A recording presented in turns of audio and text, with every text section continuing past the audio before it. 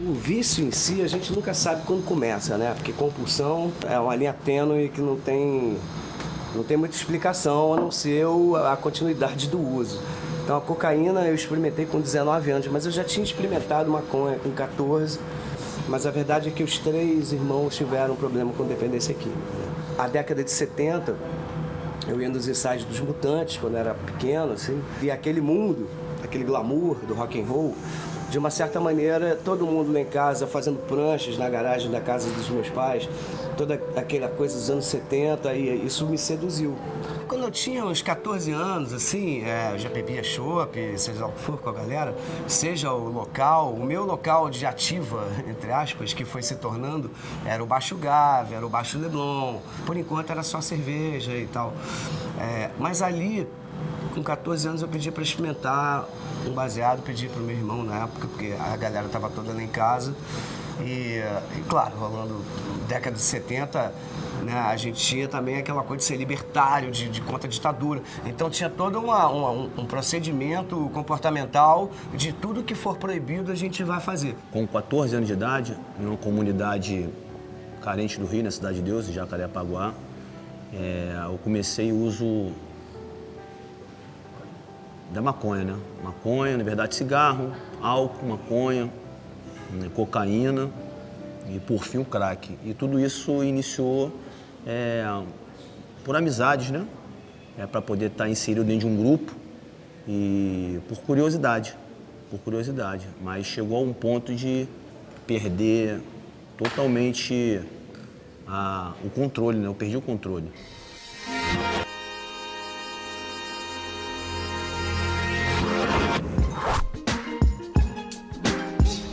É muito comum os parentes mais próximos falarem que os amigos que estão frequentando a casa, os amigos com os quais aquela pessoa, aquele adolescente está saindo, eles são os responsáveis por aquela pessoa estar usando drogas. Eu não vou concordar. Os amigos estão ali para oferecerem aquilo que eles já sabem, já entendem como o barato. Eles não sabem de nada clínico do que eu estou falando aqui. O amigo vai oferecer o guaraná, vai oferecer a garota, um vai falar com o outro para o outro sair, vai mostrar os primeiros contatos sexuais, os primeiros contatos com a praia. Tem gente que viu uma praia aos 15 anos, conheceu aos 15 anos. Então, quem ofereceu a praia? A praia está ali, a droga está ali, a garota está aqui. Então, já está no mundo, a droga está no mundo. Alguém vai buscar alguma coisa, alguém vai buscar algo para aliviar a própria angústia. E nessas buscas, esbarra com a droga. Tem um esbarrão lá com a droga. Esbarrando com a droga, pessoas ofereceram, lógico. Mas é para além disso.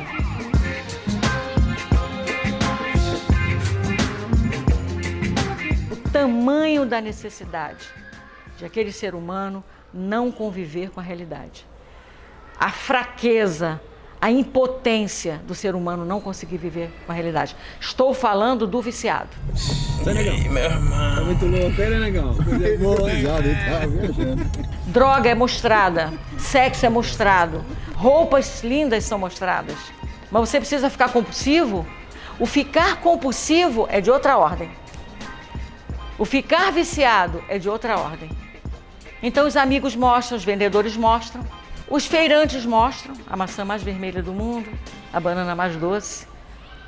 Mas você vai porque você necessita. Eu não posso falar você vai porque quer. Você vai porque quer reduzir a sua angústia insuportável. De longe, as drogas lícitas, quer seja o álcool ou o cigarro, são as drogas mais consumidas e que causam mais danos sociais.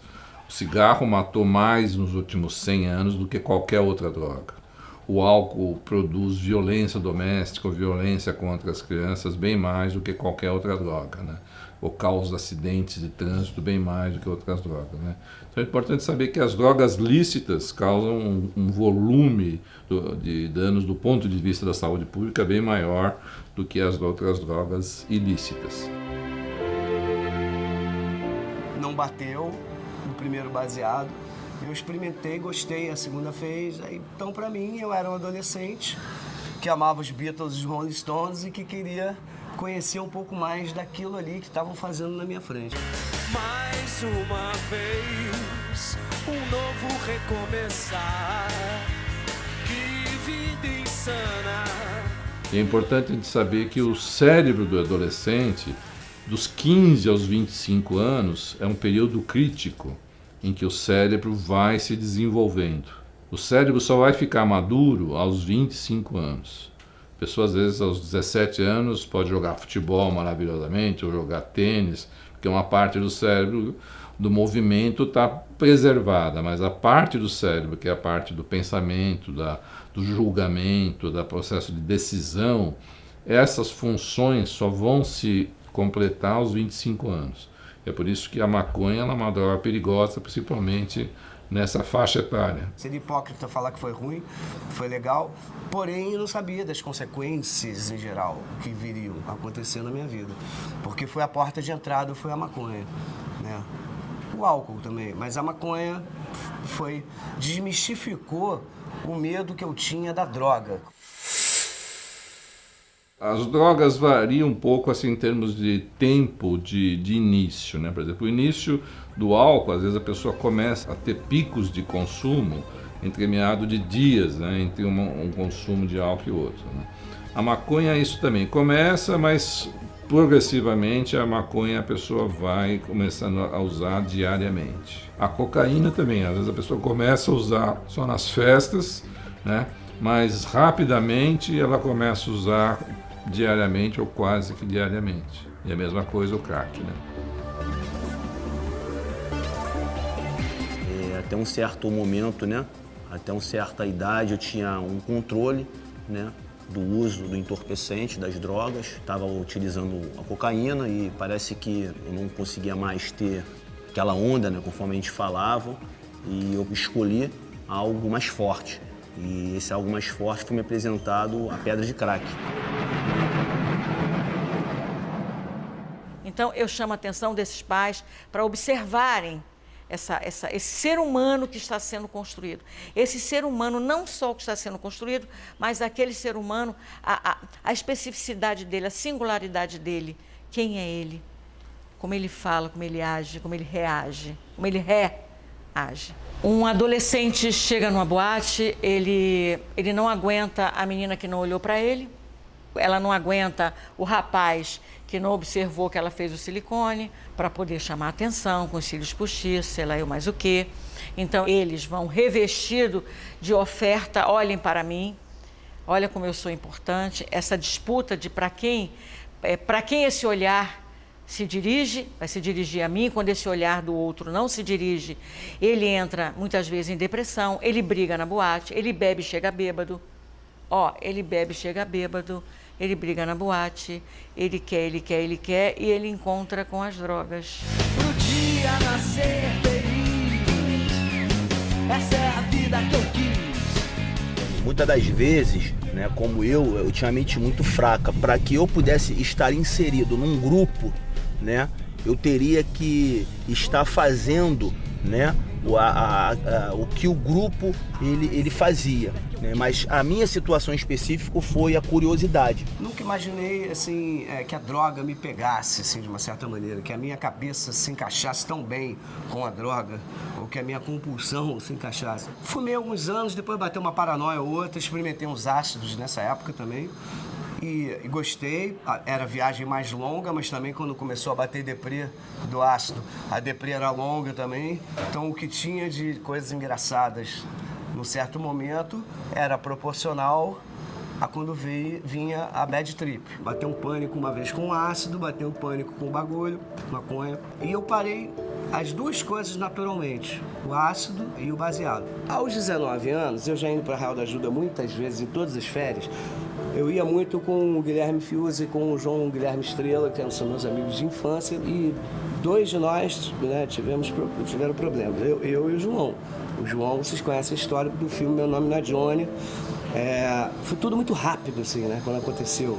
Mas nessa época a gente nem conhecia cocaína, por exemplo. 19 anos e estava atrás da igreja tocando violão, que era uma coisa corriqueira lá em Real. Estávamos lá tocando América, Crosby, Stills, Nash, coisas que a gente escutava na época, Caetano, seja lá o que for. E era essa a onda, era a música. Então a música, ela me pegou antes da droga. E eu podia ter parado e ficado na música e não ter ido para a cocaína. Mas o fato é que eu experimentei num dia de elevação de som, né, atrás da igreja de Arraial da Ajuda, que era o visual mais emblemático de Arraial. Bateu bem, eu fiquei tocando violão, olhando para a lua. O álcool e a cocaína casaram como se fosse um casamento perfeito, porque a minha cabeça estava precisando na hora. E ali eu falei assim, caramba, cara, que sensação.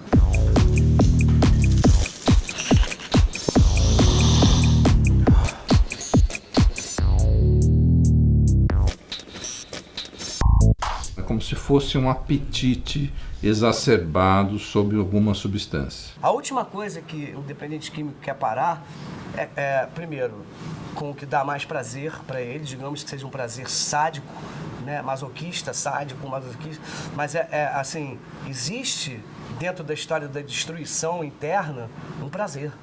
A doença da dependência química ela é muito séria, porque é o prazer da merda. O prazer de estar no morro, cheirando e ali com a polícia trocando tiro e você jogando sinuca, porque o prazer de estar no submundo com a galera da ativa dentro de um quarto que ninguém fala mais nada, isso é um prazer completamente doido, né? É muito louco isso, é uma prisão, que a droga não era libertária, virou aprisionadora, acabou, perdeu o Playboy, é meio isso. No momento que eu fazia uso, ela vinha no meu organismo com muita intensidade, uma euforia muito grande, né? Meio que alucinógeno também, aquela alucinação. E ela era uma onda, né? Que ela passava muito rápido. A gente usava e dava aquela euforia, né? Daqui a pouco ela terminava e querendo mais, né? A ponto de cometer pequenos furtos porque não tinha mais dinheiro, naquela alucinação, né? E passava dia nas ruas, pernoites, não voltava mais para casa, né? Um aspecto realmente de mendigo, de morador de rua.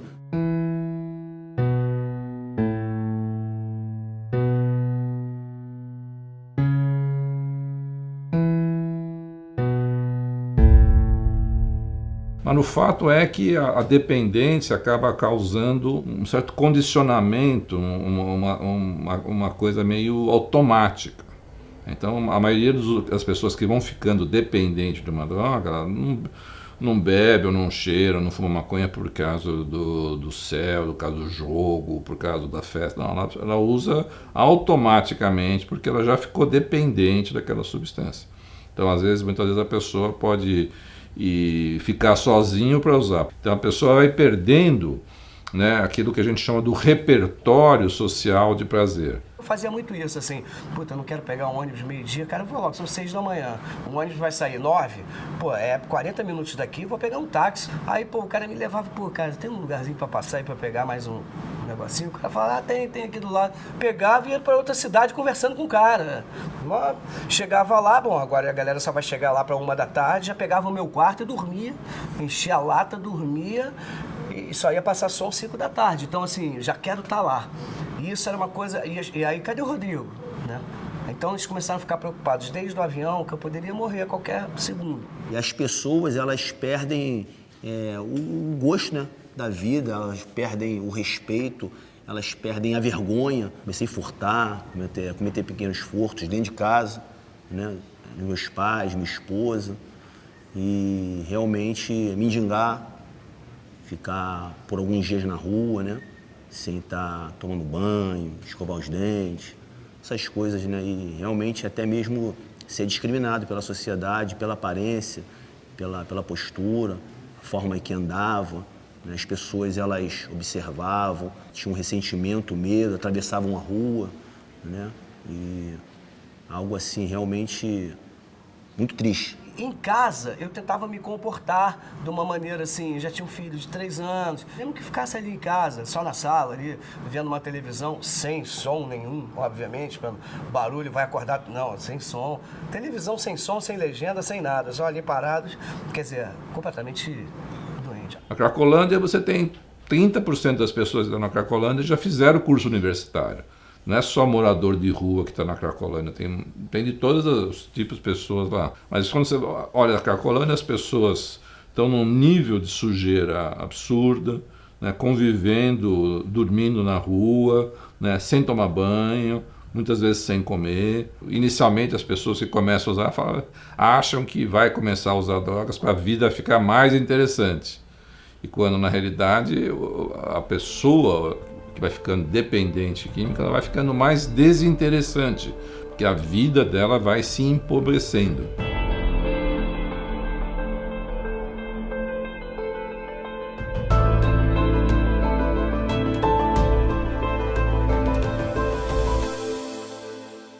Uma época musical pra caramba, muitas viagens, eram 5 shows por semana, imagina 8 músicas do Léo na rádio. Um filme Rock Estrela nos cinemas, entrou uma música de uma banda minha também no filme, uma banda chamada Front, eu era o cantor. Você não sabe como eu tô feliz. Você é tudo que eu sempre quis. Teimosa.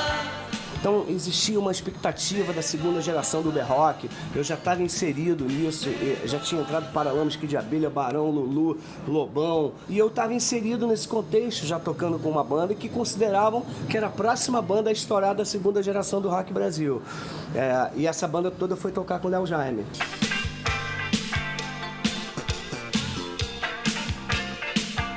Era uma loucura, a gente ia pro quarto do Léo, às vezes jogar Scotland Yard, um jogo de tabuleiro, jogar War, sei lá. Quer dizer, era uma ingenuidade, ao mesmo tempo a gente era ginásios para 10 mil pessoas cantando as músicas todas e a gente curtindo aquilo, era uma turma, a nossa banda era o Front, todo o Front foi tocar com o Léo Jaime. Então a gente estava em família. Não me contento com pouco, só quero um beijo seu. A gente já cheirava, nessa época eu já tinha experimentado e tal, então alguns shows esporadicamente, na estrada, a gente cheirava a técnica, né? O Léo não, mas assim, a técnica e a banda, tinha muita gente que gostava. E isso tudo foi ampliando. Quando chegava no Rio, já tinha assim uma coisa de jogar botão dando os tecos. Só que ficava mais em função da cocaína do que o botão. Mas a certa hora, não, acabou o jogo aqui, vamos ficar cheirando. O Léo já me falava uma coisa muito interessante, assim, ele fala assim, cara, a cocaína é a pior coisa do mundo. Ela tira a vontade de comer, tira a vontade de dormir, tira a vontade de transar. São as 3 melhores coisas do mundo, a cocaína tira as 3. E era verdade. Eu não podia ter R$1 no bolso, né? Porque quando eu tinha R$1 fazia festa, quando eu não tinha eu usufruía da droga. E quando eu tinha qualquer quantia, eu ia direto para a boca de fumo. Quando bate essa onda, essa euforia, eu particularmente ficava procurando coisas no chão que hoje eu entendo que eu como tinha acabado a droga, eu ficava procurando um pedaço de droga no chão. Essa era a onda que batia em mim. Eu achava que tinha caído do meu bolso, tinha quebrado e se tornado em partículas, e eu ficava olhando pro chão como se fosse um frango, uma galinha, para poder achar aquilo que supostamente eu tinha perdido, e na verdade é uma onda, é uma alucinação. Então nessa hora eu sinto que eu comecei a desenvolver uma dependência ali. E começou a bater não só a coisa boa, como a coisa ruim. Começou assim, cara, o que eu tô fazendo? Putz, não tô conseguindo dominar esse negócio, tá batendo depressão, preciso beber pra caramba pra baixar essa onda, eu tô ficando agoniado, a fissura, começou a bater fissura. A fissura da cocaína é a maior escravidão que eu já vi na minha vida. A fissura é quando você acaba um negócio, cara, eu vou a qualquer lugar para conseguir mais, porque eu quero essa sensação de novo. A cocaína acaba muito rápido, essa sensação de euforia que sobe, ela desce rápido também.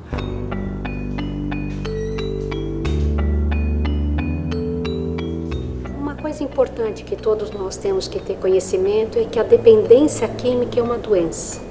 Muitos julgam que a pessoa tem maus hábitos, que não se cuida, mas na verdade ela se torna escrava da droga. A droga domina o cérebro porque atua numa região onde é mediada pela dopamina e isso faz com que ela tenha prazer e de início com a droga. Gradativamente, ela deixa de ter a possibilidade de escolher ou não fazer uso da droga, e o grande problema é que a maioria das drogas de início dá prazer, gradativamente vai trazendo um grau de dependência e junto disso depressão. E nisto a pessoa vai deprimindo, vai perdendo os prazeres na vida e aí começa a ter pensamentos, ideias de morte. Minha mulher tinha saído para o trabalho, eu estava em casa, deitei na cama. Isso aconteceu 3 vezes, na verdade. E as 3 vezes eu pensei a mesma coisa, ao lado do telefone, e pensava assim, cara, olhando pro teto, assim, caraca, eu não aguento mais, eu não vou conseguir sair dessa... Eu não consigo parar. Eu não consigo sair dessa. É assim que as pessoas se matam. Porque a droga, ela entristece de uma maneira geral, tira a energia toda da pessoa, quando a pessoa está compulsiva, cheirando. Então, assim, o que eu posso fazer para ir embora desse mundo?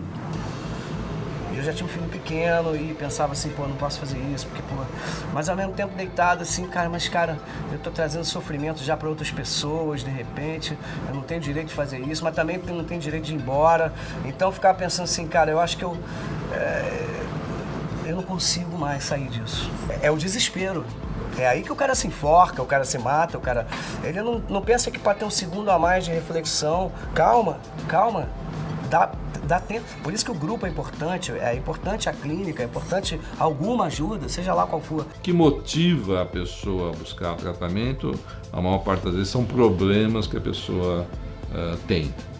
Quer seja porque ela passou mal, teve uma overdose, ou quase morreu por causa de uma overdose, ou porque teve um acidente de carro e quase matou alguém, ou efetivamente matou alguém, ou foi preso por alguma coisa relacionada ao tráfico. Então, são esses fatores que vão acabar tendo um impacto maior na motivação do usuário ao buscar ajuda. Para a pessoa efetivamente se recuperar, ela entrar no modo recuperação, né, para sair da dependência química, primeiro ela tem que se convencer que ela não pode beber, porque o álcool facilita muito ela, mesmo que ela não seja alcoólatra, o álcool vai facilitar ela usar cocaína, por exemplo, né?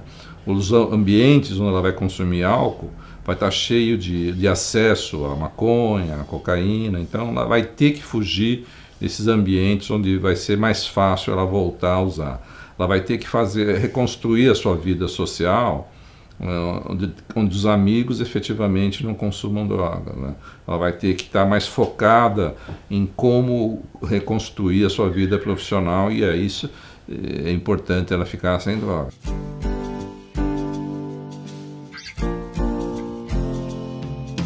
Foi me dada uma oportunidade, foi me estendido uma mão, eu fui levado para um local que muitos lugares é conhecido como comunidade terapêutica, em outros lugares tem um título de centro de recuperação, né? E esse local para onde que eu fui, aqui mesmo no Rio de Janeiro, foi uma igreja que ela me acolheu, e ali começou um tratamento através da palavra de Deus, né? E que ali eu fui começando a seguir a doutrina de Cristo.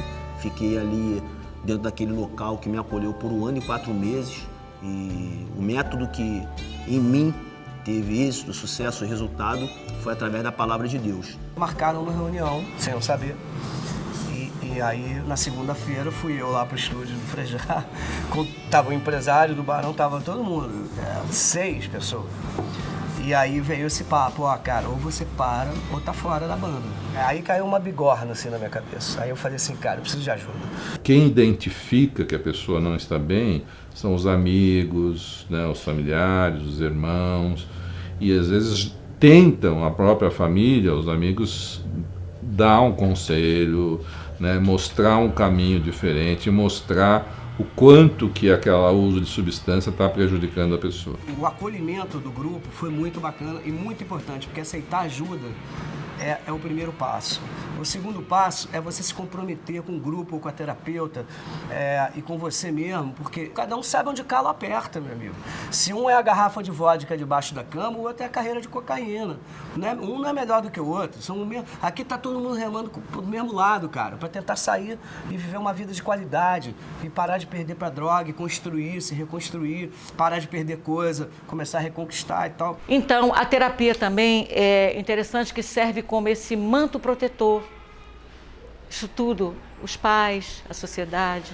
E o terapeuta, ele com a palavra, com um olhar diferenciado, a fármaco com a ajuda, vai oferecer justamente essa possibilidade de um revestimento desse manto protetor que dá mais força para o ser humano sobreviver ao mal-estar comum.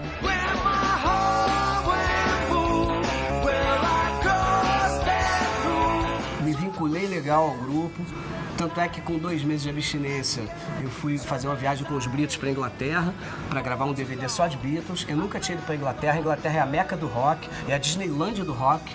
Esse Beatles é tudo para mim e eu tava lá com a galera comemorando com copos de tulipas de chopp desse tamanho. Eu fui com a minha mulher, a gente lá engravidou, nós, né? Assim, do segundo filho. Então, assim, a vida toda mudou a partir de quando eu parei com álcool e drogas.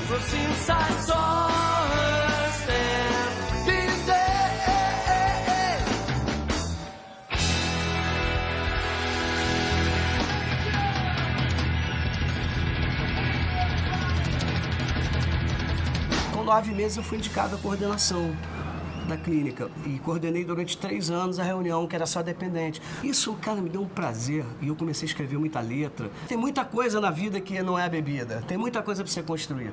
E é verdade, e eu mostrava isso em discos, em livros, em programas de TV que eu aparecia e falava sobre dependência química, seja lá o que for, sobre a minha história. Aí eu lancei minha biografia e aí vieram assim, eu faço 200 shows por ano.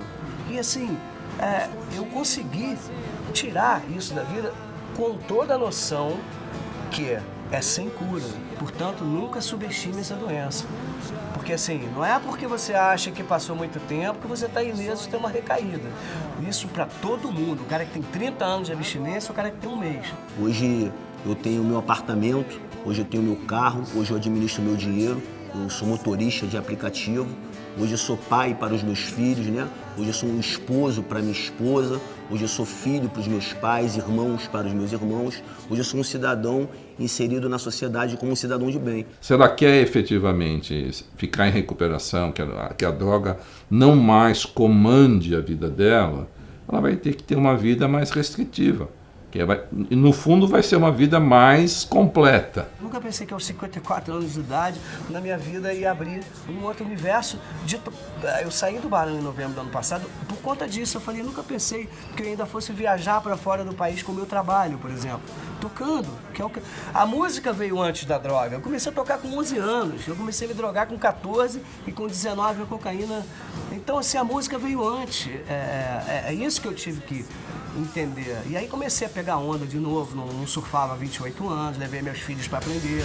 Me dê de presente o teu bis, do dia nascer feliz. Minha família foi muito importante, minha mulher foi muito importante. Ela abraçou, ela não bebe mais também, ela não tem esse problema que eu tenho, ela poderia beber de vez em quando. Mas ela falou, cara, minha vida melhorou tanto também quando eu parei de beber, que eu, de vez em quando, ela bebeu um vinho quando eu tinha acho que 2 anos de abstinência, eu nem lembro.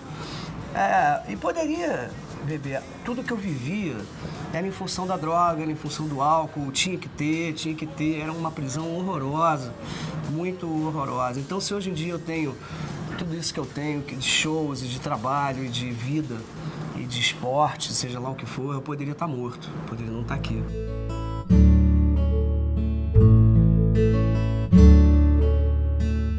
Simplesmente existe uma doença chamada dependência química.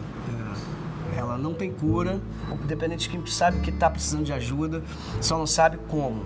Então eu achei um lugar, cada um tem a sua maneira de procurar ajuda, e as palestras eu procuro fazer o máximo de lugares possíveis que eu conseguir chegar e puder passar assim, tem saída, tem que ralar muito, é melhor não entrar. porque às vezes é pague para entrar e reze para sair. Então, no meio disso, as pessoas morrem, as pessoas viram escravos da droga, viram mendigos, viram bandidos. Eu superei e isso é legal. Não fiz mais que a minha obrigação, mas eu acho que as pessoas têm que ter a noção de que isso é uma doença sem cura. Porque enquanto você não acha que tem um problema e não pede ajuda, nem tanto lá, nem tanto cá. A vida é feita de um equilíbrio. Contem comigo. Tem saída. Melhor não entrar, mas tem saída e aceite ajuda. 10 anos que eu tô limpo, sem usar drogas. Hoje minha mãe chora, não mais de tristeza. Hoje minha mãe ela tem uma alegria, né? Eu trabalho, né, fazendo resgate, né, em comunidades, né, onde existe tráfico de drogas, traficantes fortemente armados. A realidade é que a igreja hoje faz um papel que o Estado não faz. Né? Nós vamos agora ingressar numa comunidade onde que o Estado ele tem que entrar com um carro blindado, né? E nós, como pequenos cristos ou cristãos, nós entramos, né, com livre acesso, não por sermos coniventes com o tráfico de droga, mas por termos a autoridade de Cristo, de estarmos indo ali crendo que a pessoa ela pode ser resgatada e ressocializada como fui eu um dia. Hoje eu faço trabalho nas ruas, recolhendo pessoas das ruas, que viveu a mesma coisa que eu vivi, tiro dos lixos, das cracolândias. A gente serve hoje sopa, a gente vai dar roupa, cobertores em madrugada fria. É uma forma de estratégia para poder se aproximar dessas pessoas, para poder mostrar para ele que existe um outro caminho, para eles que existe um outro caminho, assim como me foi mostrado.